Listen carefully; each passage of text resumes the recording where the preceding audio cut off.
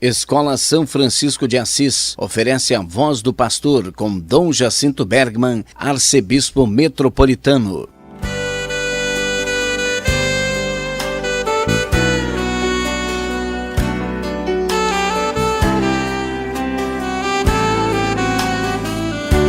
Queridos irmãos e queridas irmãs da Arquidiocese de Pelotas, estamos iniciando o nosso encontro semanal com o programa A Voz do Pastor, através da Rádio Universidade. Obrigado, Senhor, por esse encontro. Como pastor, tenho a graça de poder falar a todas as ovelhas da nossa igreja local de Pelotas, a nossa Arquidiocese de Pelotas. Sempre é importante que tenhamos presente a Arquidiocese de Pelotas. Somos cada um de nós, cada uma de nós. Nós, batizados e batizadas, somos a Arquidiocese de Pelotas.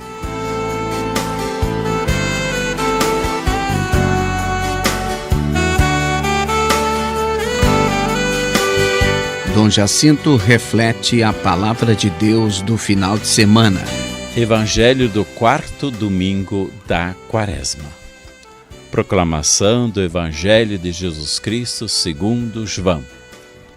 Naquele tempo, Jesus disse a Nicodemos: do mesmo modo como Moisés levantou a serpente no deserto, assim é necessário que o Filho do Homem seja levantado, para que todos os que nele crerem tenham a vida eterna. Pois Deus amou tanto o mundo que deu o seu Filho unigênito, para que não morra todo o que nele crer, mas tenha a vida eterna. De fato, Deus não enviou o seu Filho ao mundo para condenar o mundo, mas para que o mundo seja salvo por ele. Quem nele crê não é condenado, mas quem não crê já está condenado, porque não acreditou no nome do Filho unigênito. Ora, o julgamento é este: a luz veio ao mundo, mas os homens preferiram as trevas à luz, porque suas ações eram más. Quem pratica o mal odeia a luz e não se aproxima da luz, para que suas obras não sejam denunciadas.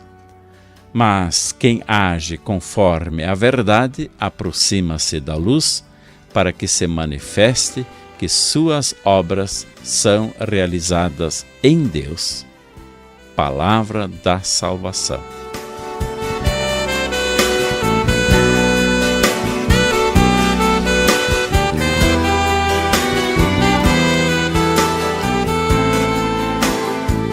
Comentando o Evangelho do quarto domingo da Quaresma.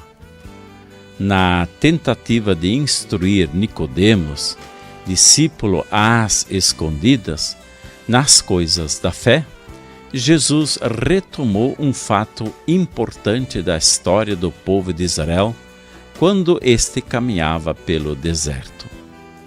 A experiência de pecado e rebelião contra Deus havia desencadeado o castigo divino. Para aplacar a ira divina, o próprio Deus recomendou a Moisés fundir uma serpente de bronze. Assim, quem, porventura, olhasse para ela, seria poupado desse castigo. Este fato da história do povo de Israel ofereceu elementos para a compreensão da morte de Jesus na cruz. De novo, encontramos a humanidade imersa no pecado, incapaz de se livrar da maldição que a rebelião contra Deus lhe impingiu. Somente o Pai poderia oferecer um caminho de superação desta trágica situação. Seu Filho, suspenso na cruz, tornar-se-ia, como a serpente no deserto, penhor de salvação para quem se voltasse para ele com fé.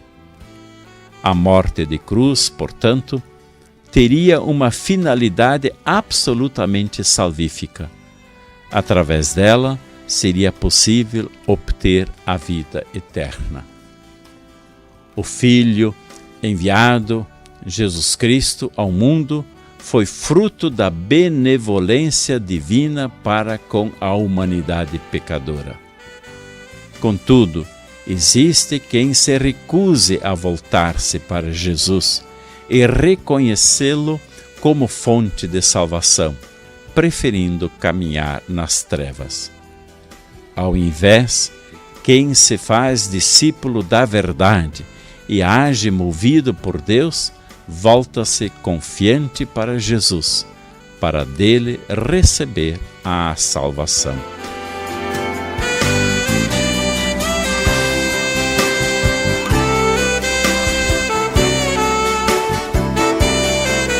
Dom Jacinto traz presente sua mensagem de pastor. Vamos então para a minha reflexão de pastor.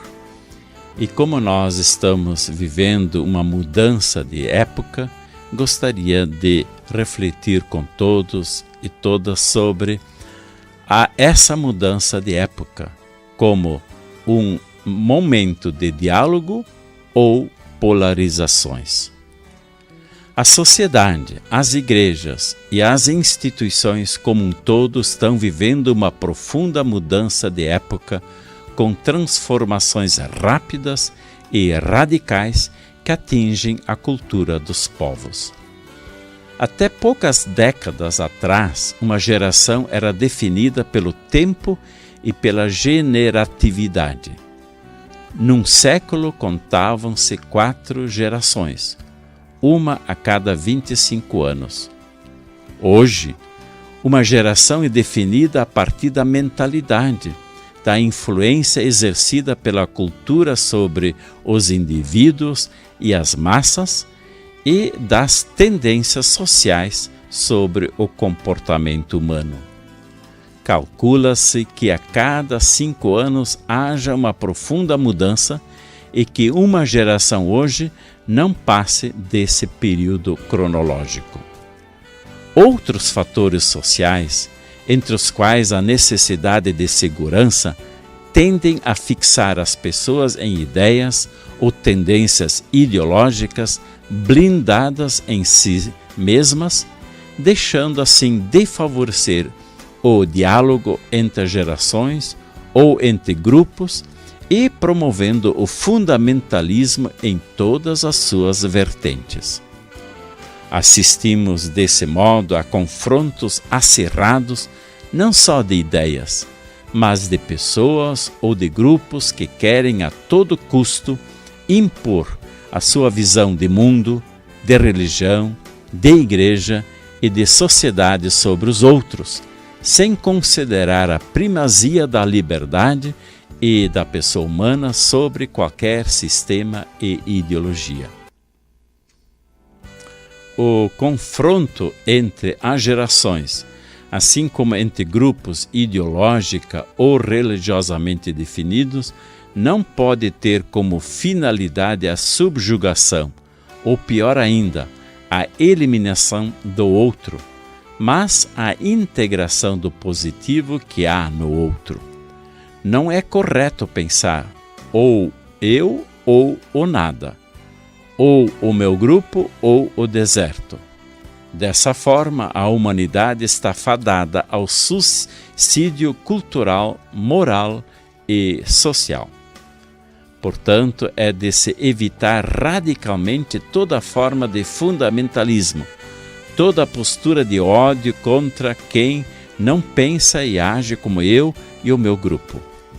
As considerações feitas até aqui atingem a convivência humana dentro de uma visão equilibrada.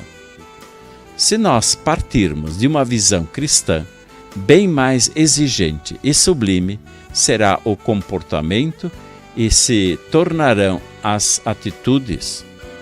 O cristianismo surgiu plural, não monolítico.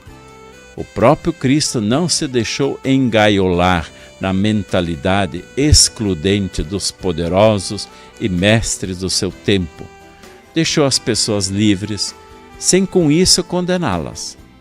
Teve comportamentos diferenciados de acordo com a situação de vida de cada pessoa e a resposta gradual que ela podia dar.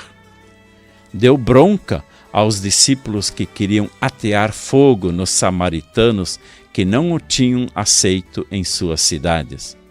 Não quis impedir que uma pessoa usasse o seu nome para operar o bem, embora não fazendo parte do grupo dos seus seguidores, afirmando: quem não está contra nós está a nosso favor.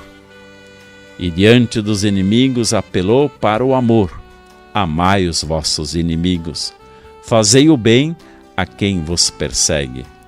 Foi assim que Jesus e seus seguidores conquistaram as pessoas de todas as culturas e dentre todos os povos, pois o amor tudo vence. A atitude que se nos impõe é a atitude do diálogo. Por ele escuta-se e fala-se, valoriza-se a pessoa antes de suas ideias, instaura-se o vai e vem do positivo que existe em todos. Não prevalece o resultado e as vantagens das tratativas, mas a paciente espera da maturidade de cada um. O diálogo é o caminho de Deus com a humanidade. Deve ser o nosso caminho para o encontro fecundo com o outro.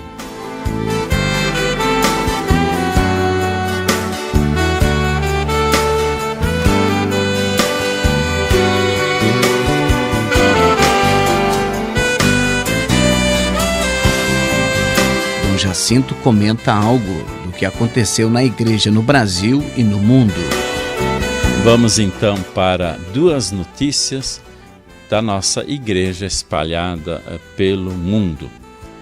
A primeira notícia vem do Vaticano e é esta: Deus é jovem. O novo livro do Papa Francisco será lançado em março. 2 anos depois de O Nome de Deus é Misericórdia, publicado em mais de 100 países, o novo livro Entrevista do Papa Francisco, Deus é Jovem, será lançado em todo o mundo no dia 20 de março. Em vista do Sínodo dos Jovens, em outubro próximo, no Vaticano, o novo projeto editorial será publicado logo antes do Dia Mundial da Juventude, celebrado no Domingo de Ramos, no Vaticano e nas dioceses dos 5 continentes. Nas 6 principais línguas faladas, a capa do livro traz o título escrito à mão pelo próprio Papa Francisco.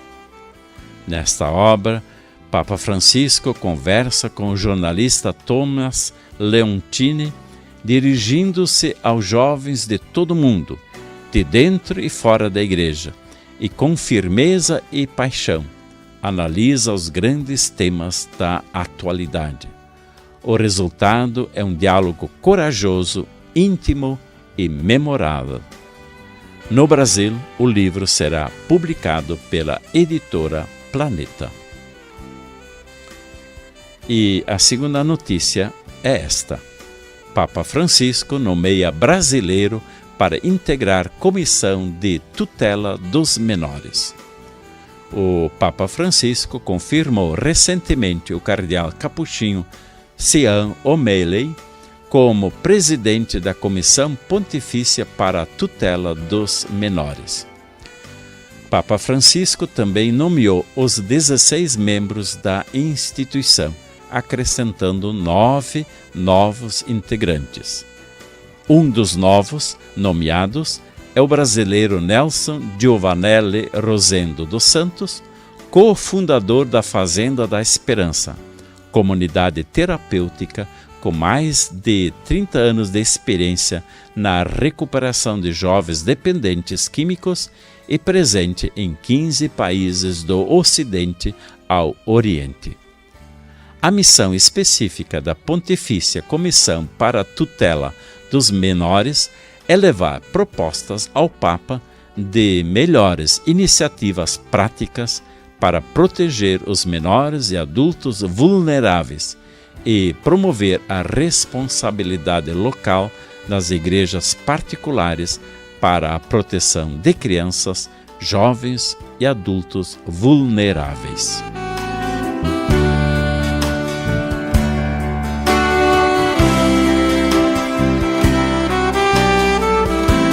Dom Jacinto comunica o que vai acontecer na próxima semana na Arquidiocese de Pelotas.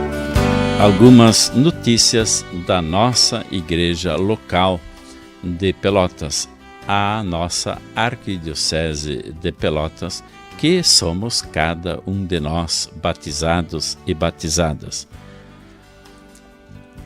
Quero registrar, em primeiro lugar, a realização do retiro dos presbíteros. Os nossos presbíteros da Arquidiocese estarão em retiro a partir da próxima segunda-feira. E esse retiro será realizado no Santuário Nossa Senhora de Guadalupe, precisamente nos dias 12 a 15 de março. E o pregador do retiro dos presbíteros será o bispo emérito de Palmares, Pernambuco, Dom Genival Saraiva de França. Gostaria de chamar a atenção que tem um detalhe em relação ao orientador do retiro, Dom Genival Saraiva de França. Ele, quando fez sua formação aqui no sul do país, vindo do Nordeste, vinha fazer férias aqui em Pelotas, construindo uma amizade com várias famílias pelotenses. Por isso também a presença dele aqui como pregador do retiro dos presbíteros da Arquidiocese será um bonito retorno à nossa igreja local. Gostaria de, noticiando esse retiro dos presbíteros que vai acontecer nos dias 12 a 15 de março, portanto a próxima semana, para pedir orações de todos os fiéis para esse retiro. Sempre é um grande momento de graça para todos os presbíteros, esse retiro sempre no início do ano pastoral, coincidindo com o tempo da Quaresma, que todos os nossos presbíteros tenham de fato a abertura de coração para a voz de Deus. Também, como arcebispo, estarei participando desse retiro dos presbíteros. Também gostaria de registrar como notícia, a ordenação presbiteral do Frei Emerson Martiello, que é da congregação dos freis inacianos de Santo Inácio de Antioquia. Pois o Frei Emerson Martiello, que assumirá como pároco das paróquias São José Pedro Osório e Nossa Senhora do Rosário, Cerrito, será ordenado presbítero no dia 17 de março próximo, em Mogi das Cruzes, São Paulo. Tenho a graça, a convite dele e da congregação dos inacianos, de ordená-lo pela imposição das mãos e oração consecratória. Portanto, irei para Mogi das Cruzes, São Paulo, para ter essa graça de ordenar o nosso Frei Emerson Martiello. E juntamente comigo estará também presente nessa ordenação, em nome do presbitério da Arquidiocese, Padre Darvan Hernandes da Rosa, que é coordenador da pastoral presbiteral. Então, o Padre Darvan, representando todo o presbitério, estará juntamente comigo presente nessa ordenação presbiteral. Queremos felicitar o Frei Emerson Martello pelo sim que ele está dando à igreja e também pelo sim que ele está dando para a nossa arquidiocese, assumindo, depois de ordenado, como pároco das paróquias São José, Pedro Osório e Nossa Senhora do Rosário, Cerrito. Também gostaria de registrar que teremos o lançamento do Plano Pastoral Prioridade e Ações Comuns 2018 em toda a arquidiocese, paróquias e comunidades. Já fizemos essa experiência do lançamento do Plano Pastoral Prioridade e Ações Comuns 2017 no ano passado. Portanto, neste ano estamos voltando com essa experiência e vamos então fazer o lançamento do Plano de Pastoral Prioridade e Ações Comuns 2018 em toda a arquidiocese, isto é, em todas as paróquias e comunidades, nos dias 17 e 18 de março, conforme comunicação enviada a todas as paróquias, e nessa comunicação está também a sugestão de como realizar esse lançamento do Plano Pastoral Prioridade e Ações Comuns 2018. Com esse lançamento do Plano Pastoral Prioridade e Ações Comuns 2018, esperamos caminhar mais pastoralmente em comum, como igreja local de Pelotas, a Arquidiocese de Pelotas, sendo mais Casa do Pão. E, finalmente, gostaria também de aproveitar para já adiantar as próximas tomadas de posse de párocos. Então, durante o retiro dos presbíteros, teremos também a tomada de posse do padre João Joaquim dos Santos como animador espiritual pastoral do Santuário Nossa Senhora de Guadalupe, mais precisamente no dia 14 de março, às 18 horas, portanto, durante o retiro dos presbíteros. E no final do mês de março, nós teremos então a tomada de posse do padre Edson Francisco dos Santos, como pároco da paróquia Nossa Senhora da Graça em Arroio Grande. No dia 25 de março, nós teremos a tomada de posse do padre Sérgio Luiz Lima Pereira, como pároco da paróquia Nossa Senhora da Conceição em Piratini. E já em abril, dia 8, nós teremos então a posse do Frei Emerson Martello, recém-ordenado presbítero, como pároco da paróquia São José de Pedro Osório e da paróquia Nossa Senhora do Rosário, Cerrito.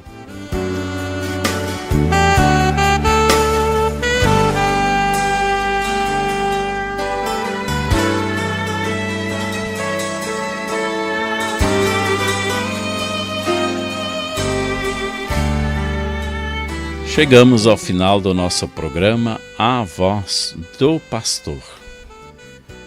Gostaria de lembrar, como faço sempre no final do programa A Voz do Pastor, o nosso compromisso concreto que assumimos na última Romaria de Nossa Senhora de Guadalupe. A última Romaria de Nossa Senhora de Guadalupe foi a 32ª, acontecida no mês de outubro do ano passado. E nessa 32ª Romaria de Nossa Senhora de Guadalupe, assumimos o seguinte compromisso concreto: celebrar o meu dia do batismo em comunidade. E por que este compromisso? Porque neste ano de 2018, nós temos como grande prioridade sermos Casa do Pão. E nós nos alimentamos como cristãos a partir do sacramento do batismo. O sacramento do batismo inaugura o sermos casa do pão. E por isso, por que não celebrar este meu dia do batismo em comunidade?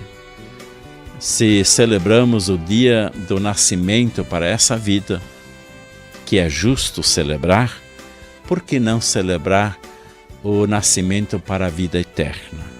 No dia do batismo nós nascemos para a vida eterna. Nós inauguramos a nossa vida cristã.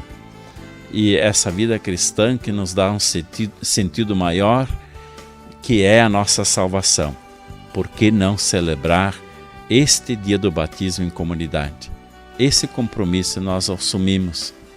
Quanto mais nós celebrarmos esse dia do batismo, mais nós tomamos consciência da grande importância do batismo em nossa vida. Portanto, vamos não esquecer desse compromisso.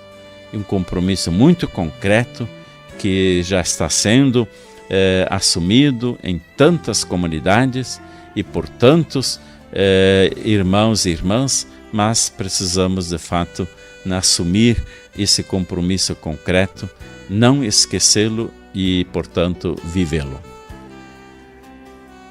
Assim, chegando ao final do nosso programa, agradeço a Deus por ter podido estar com todos e todas neste programa A Voz do Pastor pela Rádio Universidade.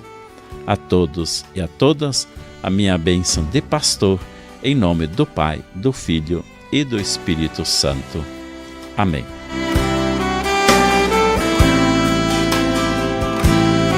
Dom Jacinto Bergman apresentou A Voz do Pastor, com oferecimento da Escola São Francisco de Assis, uma escola da Rede Franciscana de Educação, Rua Almirante Barroso, 1692.